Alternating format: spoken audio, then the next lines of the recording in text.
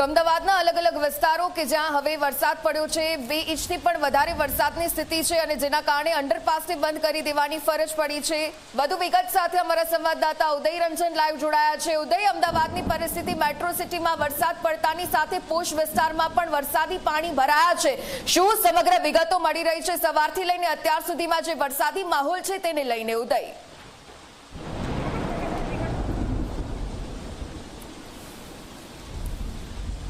જો વાત કરવામાં આવે તો અત્યારે જે સ્થળ ઉપર આપણે છીએ સોસાયટીનું નામ જે છે વ્રજ વિહાર 5 અને અમદાવાદના પોશ વિસ્તાર સેટેલાઇટની અંદર પ્રેરણાથી રોડ ઉપર આવેલી છે। તમે જોઈ શકો છો, સૌથી પહેલાં સ્થાનિકોને આપણે અહીંયા વાત તો કરીશું, પરંતુ સૌથી પહેલાં દ્રશ્યો આપણે દેખાડીએ છીએ અહીંયાના બેઝમેન્ટના અને બહારના રોડનું પાણી જે છે આખે આખું તમે જોઈ શકો છો, જેમ જાણે કોઈ દરિયો હોય એવી રીતે અંદરની તરફ આખે આખું પાણી આવી રહ્યું છે ને આ અંદરનું પાણી બધું જ જે છે અહીંયાનું જે બેઝમેન્ટ બનાવેલું છે એ બેઝમેન્ટની અંદર આખું પાણી સ્ટોર થઈ રહ્યું છે। અંદર વાહનો પણ પાર્ક કરેલા હોય છે।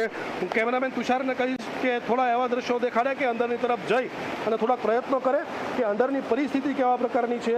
આ તમે જોઈ શકો છો પરિસ્થિતિ જે છે અમદાવાદનો પોશ વિસ્તાર સેટેલાઇટમાં પ્રેરણાતીર્થ રોડ અને પ્રેરણાતીર્થ રોડની વ્રજ વિહાર 5 સોસાયટીનું બેઝમેન્ટ છે કે જ્યાં છેલ્લે જ્યારે આરસીસી રોડ જે છે થોડા 1-2 વર્ષ પહેલાં બનાવવામાં આવેલો એ આરસીસી રોડના કારણે આ પાણી જે છે અંદર ભરાવાની શરૂઆત થઈ ચૂકી છે। અમે અહીંયાના જે સ્થાનિકો છે એની સાથે વાત કરવા માટે પ્રયત્ન કરીએ અને એમની સાથે આખો અહેવાલ મેળવીએ કે ક્યારથી તકલીફ છે, શું તકલીફ છે અને અત્યારે તંત્રને શું કહેવા માંગે છે, એ તમામ બાબતો જે છે આપણે વાત કરીએ।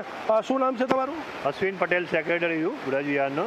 અને વારંવાર થયા કરે છે આવું। કારણ શું? બિન આવડતવાળો વહીવટ સરકારનો, કોર્પોરેશનનો। શું બિન આવડત કરી અહીંયા તો? જે કામ પેપર ઉપર થાય છે એ કામ રિયલમાં થાય તો આ બધું ના થાય। તંત્રને અમારા માધ્યમથી શું કહેવા માંગો છો? કામ સારું કરો।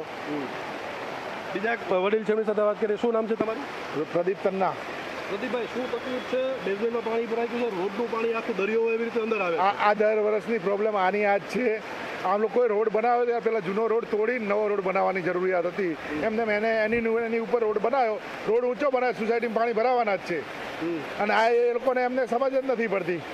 પહેલાં કામ કરતાં પહેલાં પરીક્ષણ કરવું પડે કે શું પ્રોબ્લેમ છે લોકોના, પછી રોડ બનાવાય। તો જ્યારે બનતો ત્યારે કાંઈ વિરોધ કર્યો, રજૂઆત કોઈને કરી હતી ખરા? ત્યારે કોઈ રજૂઆત, કારણ કે સીધો બનાવવાનું ચાલુ કરી નાખ્યું છે એમને લોકોએ કે શું પ્રોબ્લેમ છે, પહેલાં જૂનો રોડ તોડવો પડે। આ તો ખાલી ઉપર ખાલી નાનો 2 ઇંચ તોડ્યો છે અને નવો 6 ઇંચ 8 ઇંચ નવો ઉપર બનાવી નાખ્યો છે। એ આખો રોડ નીચે કાઢીને પછી નવો બનાવવો પડે, વ્હાઇટ ટોપિંગ બનાવવો હોય તો એમને। તંત્રને અમારા માધ્યમથી શું કહેવા માંગશો? તંત્રની બેદરકારીના કારણે આ બધું થાય છે। બીજા જે છે સોસાયટીના સભ્યો એની સાથે વાત કરીએ।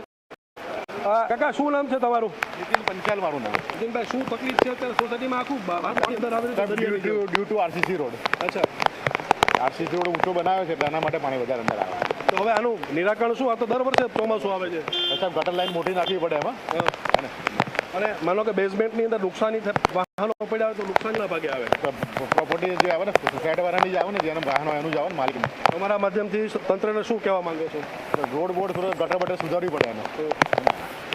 કેમ કાકા ઠરી ગયા હાથમાં છત્રી લઈને? વરસાદ ખૂબ છે, રોડ ઉપર પાણી ભરાઈ ગયા છે, અમારા બેઝમેન્ટમાં પાણી ભરાઈ ગયા છે, એટલે બધા જ અત્યારે હેરાન થઈ રહ્યા છે। વાહનો બધા ઇમરજન્સી ઇમિડિયેટ બધા બેઝમેન્ટમાંથી પાણી ભરાઈ ગયા હતા એટલે બહાર લેવા પડ્યા છે।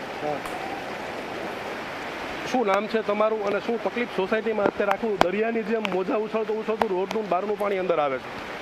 એટલે વાત એવી છે, મારું નામ જયદીપ ભટ્ટ છે, બરાબર છે, અને હું આ વ્રજ વિહાર 5નો રહેવાસી છું। અહીંયા જે બહારની ગટરો કે એ છે એ આ ચોમાસા પહેલાં ક્યારેય પણ સાફ કરાવી, આમ દર વર્ષે જે સાફ કરાવવી જોઈએ કેચપીટો એ કરાવી ના જોઈએ। અને અત્યારના કોઈ પણ કર્મચારી કોર્પોરેશનનો અહીંયા આગળ આવતો નથી। આવે તો અહીંયા આગળ ગટરોની ઉપર જે કચરો હોય એ બધો સાફ થાય અને તો પાણી જાય, કારણ કે બહાર રોડ ઉપર જ જે પાણી છે આખી આજુબાજુની સોસાયટીમાં એ બધું પાણી રોડ ઉપરનું બધું અમારી આજુબાજુની બધી સોસાયટીઓમાં અંદર આવે છે અને જેના લીધે આ પરિસ્થિતિ સર્જાય છે। અને આનું નિરાકરણ શું? આનું નિરાકરણ તો સાહેબ એવું છે કે કેચપીટો દરેક વખતે જેવો ચોમાસું આવે ત્યારે સાફ કરાવવી જોઈએ અને ઠેર ઠેર થોડા 600 મીટરના અંતરે થોડા બોરવેલ પેલા એ કરવા પડે, આપણે શું કહેવાય, હા પેલા બોર આપણે શું કહેવાય છે આને, આ કયા બોર કે છે? રિચાર્જ બોર પરકોટિંગ વેલ જે બનાવતા હોય છે એવા બનાવવા જોઈએ અને ખંભાતી કૂવા બનાવવા જોઈએ. એ ખંભાતી કૂવાનો કન્સેપ્ટ સારો છે કોર્પોરેશનનો, પણ ખંભાતી કૂવા ઘણી જગ્યાએ બનાવવા જોઈએ. તો શું છે કે પાણી જમીનમાં પણ ઉતરે અને પાણીનો આપણો પ્રોબ્લેમ પણ સોલ્વ થાય. જમીનના સ્તર ઊંચા આવે તો લોકોને જે પાણીનો પ્રોબ્લેમ છે એ પણ સોલ્વ થઈ જાય. એટલે અહીંયા આગળ આ રીતનું કરવું જોઈએ કોર્પોરેશને. અને આ વાત ઘણા વખતથી ચાલે છે પણ હજી એનો નિર્ણય આવતો નથી અને એનો કોઈ એક્શન લેવાતા નથી. તો આ દ્રશ્ય જે આપ જોઈ રહ્યા છો એ તમે અત્યારે વ્રજ વિહાર 5 સોસાયટીના છે કે જે આખું બહારનું પાણી જે છે એ અંદરની તરફ આવી રહ્યું છે અને જેના કારણે સોસાયટીમાં જે છે હાલાકી પડી રહી છે અને બેઝમેન્ટ તો જે છે આખું ભરાઈ ચૂક્યું છે. અને આ આખા દ્રશ્ય આપણે જોઈ રહ્યા છીએ અમદાવાદના પોશ વિસ્તાર સેટેલાઇટ પ્રેરણાતીર્થ રોડ ખાતેના વ્રજ વિહાર 5 સોસાયટીના. ઉર્મિલા. બિલકુલથી ઉદય, ધન્યવાદ તમામ વિગતો સાથે જોડાવા બદલ.